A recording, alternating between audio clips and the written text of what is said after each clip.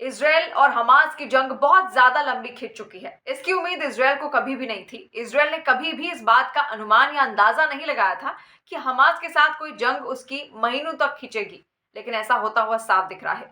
नुकसान बहुत ज्यादा हो चुका है। आम नागरिक गाजा में बहुत ज्यादा परेशान हैं। उनको तितर बितर करने का पूरा प्रयास है इजरायल का, और इसी वजह से उसको अब विरोध भी झेलना पड़ रहा है। जो हमले अब तक उसने किए गाजा पर, उसकी वजह से जो आम नागरिक वहां पर रह रहे थे गाजा में, उनको विस्थापित होना पड़ा है, यानी कि उनको इधर उधर भागना पड़ रहा है। और पूरी दुनिया में इस वक्त खिल्ली उड़ रही है इजरायल की, जिस तरीके से जवाबी कार्रवाई उसकी ओर से गाजा पर की जा रही है हमास के ठिकानों को खत्म करने के लिए।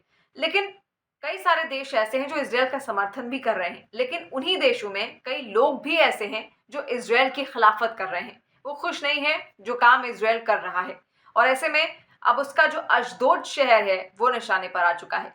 अशदोद शहर इजरायल का छठवां सबसे बड़ा शहर माना जाता है, और यहाँ का जो बंदरगाह है वो इजरायल का सबसे बड़ा बंदरगाह है। अशदोद का अब ये बंदरगाह टारगेट में आ चुका है। तुर्की से आज की रात ही 1000 नावें निकलेंगी जो सीधे इजरायल की ओर बढ़ेंगी। इजरायल के अशदोद बंदरगाह की ओर ही बढ़ना इनका सबसे बड़ा मकसद होगा। ये 1000 नाव तुर्की से गाजा की ओर रवाना होंगी, और नावों पर 40 देशों के करीब 4500 लोग भी सवार होंगे। इजरायली नाकाबंदी तोड़ने का इनका पूरा प्रयास होगा, यानी कि जो अशदोद बंदरगाह है वहां पर आयात का बहुत सारा सामान आता है इजरायल का। कहा यह जाता है कि 60% आयात का जो सामान है वो वहीं पर आता है, क्योंकि सबसे बड़ा बंदरगाह है इजरायल का। और उसको खत्म करने के लिए, उसको रोकने के लिए पूरा प्रयास इन 1000 नावों में जो लोग वहां जाएंगे उनकी ओर से किया जाएगा। अलग अलग देशों से इस नाव में लोग सवार हैं। मुहिम का नाम दिया गया है फ्रीडम फ्लोटिला, और एक दशक पहले भी इसी तरीके की एक कोशिश की गई थी इन्हीं लोगों की ओर से, लेकिन इजरायल ने उसको नाकाम कर दिया था। उस वक्त उसके जो सैनिक थे उन्होंने इसको पूरी तरीके से नाकाम कर दिया था। कहा यह जा रहा है कि नाव में 40 देशों के करीब 4500 लोग सवार होंगे, और व्यापार को बाधित करने की इनकी ये कोशिश होगी। 313 नावें रूसी कार्यकर्ताओं से भरी होंगी, और 104 में स्पेनिश कार्यकर्ता होंगे। इसके अलावा 12 तुर्की के जहाज फ्लोटिला में शामिल होंगे। और मुहिम तुर्की सरकार की ओर से कहीं से भी जुड़ी हुई नहीं है। ये कुछ आम लोग हैं जो इसमें हिस्सा ले रहे हैं, जिनका प्रयास एक दशक पहले भी हो चुका है, और उस वक्त इसको नाम दिया गया था गाजा फ्रीडम फ्लोटिला।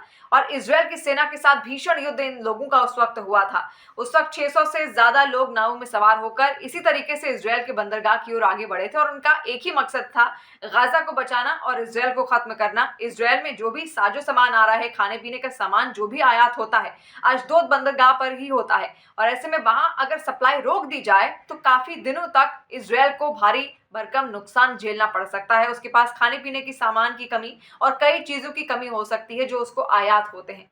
तो यही मकसद पिछले बार भी रहा, लेकिन इजरायली सेना ने इसको पूर्ण तरीके से नाकाम कर दिया। कई इजरायली सैनिक भी घायल हुए, और कई सारे नावों में सवार लोग भी उस वक्त घायल हुए थे। और यही मुहिम एक बार फिर से यहाँ पर चलाई जा रही है, जिसको अब नाम दिया गया है फ्रीडम फ्लोटिला, जो बढ़ेंगे गाजा की ओर। और ये रवाना हो चुके हैं। 1000 नावें कही जा रही हैं, और काफिला इजरायली बंदरगाह अशदोद की ओर बढ़ेगा। और मकसद इसका केवल एक ही होगा कि अशदोद बंदरगाह की ओर जाने वाले समुद्री व्यापार के अंतर्राष्ट्रीय जलमार्ग में व्यवधान डालना, किसी भी तरीके से उसको रोकना और व्यवधान पैदा करना, ताकि इजरायल को माल की जो आपूर्ति है वो लगभग एक सप्ताह यानी कि एक हफ्ते या फिर 10 दिन तक बंद रहे। देखिए, सबसे बड़ा शहर अशदोद माना जाता है, वहां का छठवां सबसे बड़ा शहर और सबसे बड़ा बंदरगाह भी। इसी वजह से अब इन तमाम लोगों की निगाहें वहां पर टिकी हुई हैं। अलग अलग देशों के लोग हैं जो इन नावों में सवार होकर गाजा की तरफ बढ़ रहे हैं, इजरायल को रोकने के लिए, इजरायल की सेना को रोकने के लिए, ताकि उनको जो सामान की आपूर्ति है वो ना हो सके। और ऐसे में उसको रोकने का पूरा प्रयास किया जा रहा है। कहा जा रहा है कि इसमें जो लोग हैं वो अमेरिका, ब्रिटेन, लग्जमबर्ग, और इसके अलावा रशिया, जर्मनी और स्पेन और पोलैंड के लोग भी इसमें शामिल हैं। तो देखिए किस तरीके से रोकने का प्रयास यहाँ पर हर तरीके से किया जा रहा है।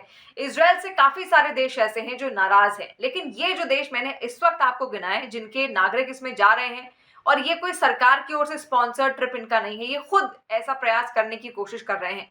और कहा यह जा रहा है कि ये जो लोग हैं बेहद नाराज हैं इजरायल की कार्रवाई से, इसी वजह से उन्होंने इस तरीके का कदम उठाया है। इसमें ऐसे यहूदी भी हैं जो इजरायल का समर्थन नहीं करते, यानी कि इजरायल के खिलाफ उनकी नाराजगी है। ऐसे यहूदी भी नावों में बैठकर सीधे इजरायल की तरफ जाएंगे, ताकि इजरायल के अशदोद बंदरगाह पर वो कब्जा कर सकें और इसराइल को रोकने का प्रयास उनकी ओर से किया जाए। इसके अलावा यूरोप और अमेरिका की ओर से $14,000 का खर्च भी यहाँ पर किया जाएगा इस पूरे ट्रिप को लेकर जो इन्होंने बनाया है इसराइल को रोकने के लिए। तो आगे इसराइल इसको लेकर किस तरीके की रणनीति बनाता हुआ नजर आएगा, इस पर भी निगाहें टिकी होंगी, क्योंकि अशदोद बंदरगाह बहुत ज्यादा महत्वपूर्ण है इसराइल के लिए।